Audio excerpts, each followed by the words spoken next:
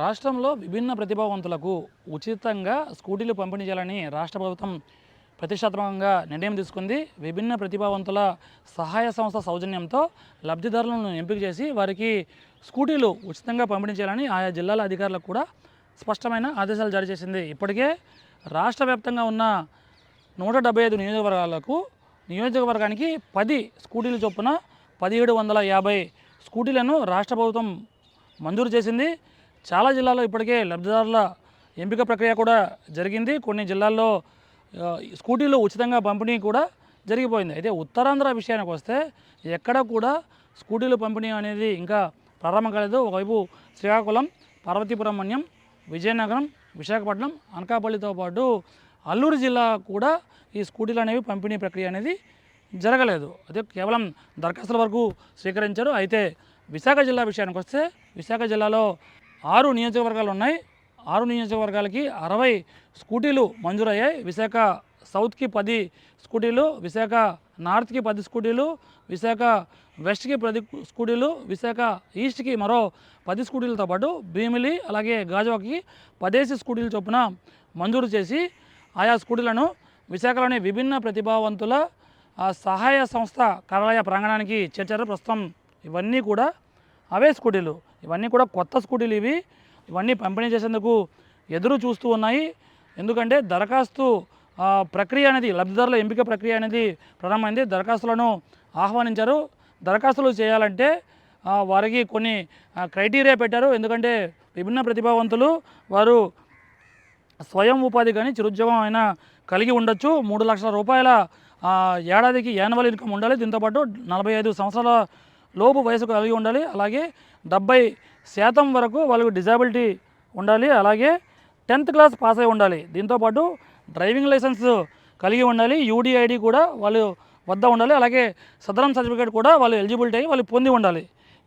వీళ్ళందరికీ ఈ క్రైటీరియాతో వీళ్ళందరూ కూడా ఈ లబ్ధిదారులు అనేది దరఖాస్తు చేసుకుంటే వాళ్ళని స్క్రూటినీ చేసి వాళ్ళని లబ్ధిదారులను ఎంపిక చేస్తారు. ఇప్పటి వరకు దాదాపుగా 79 దరఖాస్తులు వస్తే వారిలో 51 మంది లబ్ధిదారులను ఎంపిక చేశారు.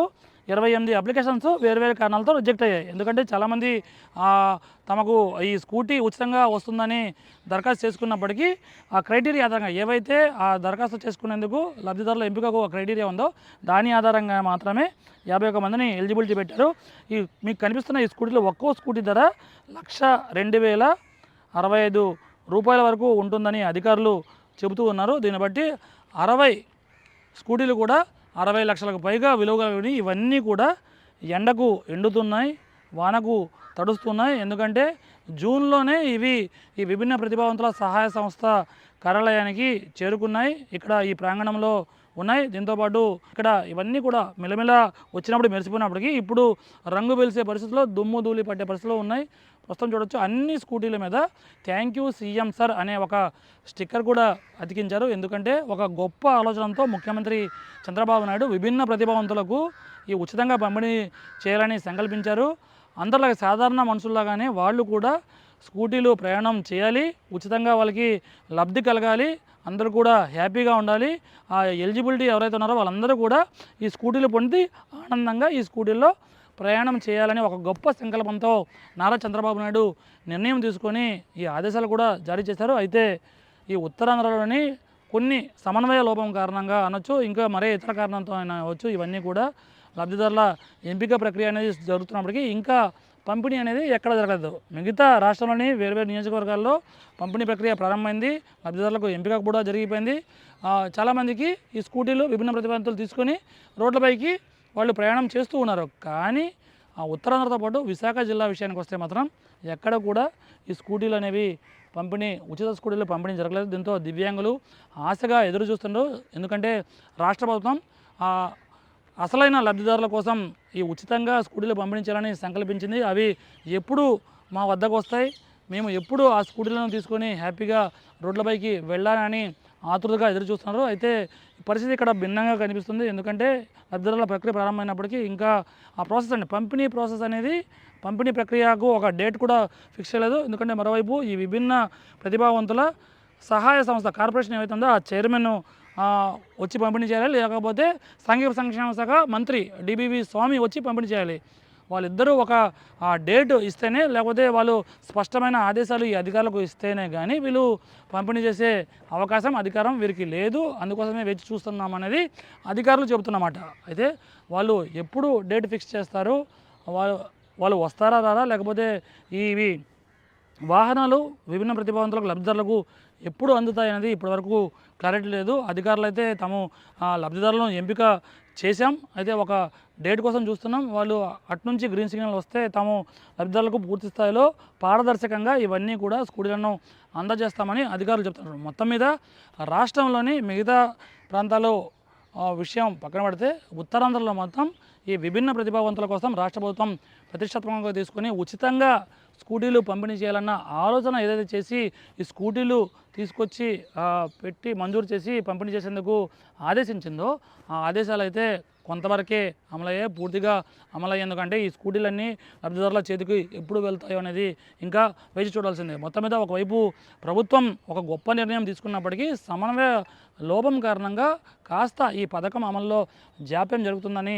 చర్చ జరుగుతుంది. మరోవైపు చాలామంది దరఖాస్తు చేసుకుని ఎంపికైన వారు ఆశగా ఎదురు చూస్తున్నారు. మరికొంతమంది ఇంకా తమకు ఏదైనా అవకాశం వస్తుందని విభిన్న ప్రతిభావంతులు ఎదురు చూస్తున్నారు. ఎందుకంటే రెండు కాళ్ళు లేకపోయి నడవలేని స్థితిలో ఉన్నప్పటికీ రెండు చేతులు సక్రమంగా ఉండి డ్రైవింగ్ లైసెన్స్ కలిగి ఆ క్రైటీరియా ఏదైతే నేను గతంలో చెప్పానో అవన్నీ 45 సంవత్సరాల లోపు ఉండాలి. దీంతోపాటు యాన్యువల్ ఆదాయం 3 లక్షల ఉండాలి, సదరం సర్టిఫికేట్ కలిగి ఉండాలి, అలాగే ఎస్ఎస్సి పాస్ అయి ఉండాలి. ఇవన్నీ క్రైటీరియా ఏవైతే ఉన్నాయో అవన్నీ ఎలిజిబిలిటీ ఉన్నవారు ఇంకా చాలామంది ఎదురు చూస్తున్నారు. వాళ్ళు కూడా దరఖాస్తు చేసి ఈ స్కూటీలు ఉచితంగా సొంతం చేసుకొని ప్రభుత్వం తమ కోసం కేటాయించిన అసలైన లబ్ధిదారులు తమ కోసం కేటాయించిన ఈ స్కూటీల్లో ప్రయాణించి హ్యాపీగా వెళ్ళాలి, ఉపాధి చేసుకోవాలి, దీంతోపాటు ఉద్యోగంకు వెళ్ళాలి, అలాగే కుటుంబ సభ్యులతో హ్యాపీగా అంతలాగా అంటే సాధారణ ప్రజలు ఎలాగైతే స్కూటీల్లో హ్యాపీగా వెళ్తున్నారో తమకు కాళ్ళు లేకపోయినా దివ్యాంగులమైనప్పటికీ తాము కూడా ప్రభుత్వంతో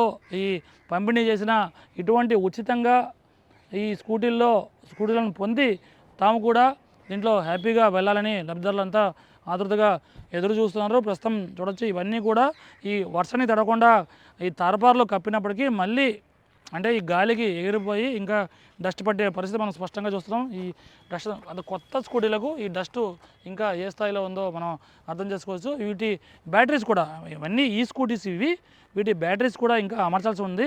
ఎందుకంటే నెలన్నర కావస్తున్నప్పటికీ ఇంకా ఈ పంపిణీకి డేట్ ఫిక్స్ కాలేదు కాబట్టి దీంతో ఒక్కసారిగా ఈ బ్యాటరీలు కూడా తీసి పక్కన పెట్టారు. ఎందుకంటే దీనికే పెడితే ఛార్జింగ్ పోయి బ్యాటరీస్ కూడా పాడైపోతాయి కాబట్టి ఈ బ్యాటరీస్ కూడా తీసి ప్రత్యేకంగా ఒక రూమ్లో పెట్టారు. 60 బ్యాటరీస్ ప్రత్యేకంగా ఒక రూమ్లో ఉన్నాయి.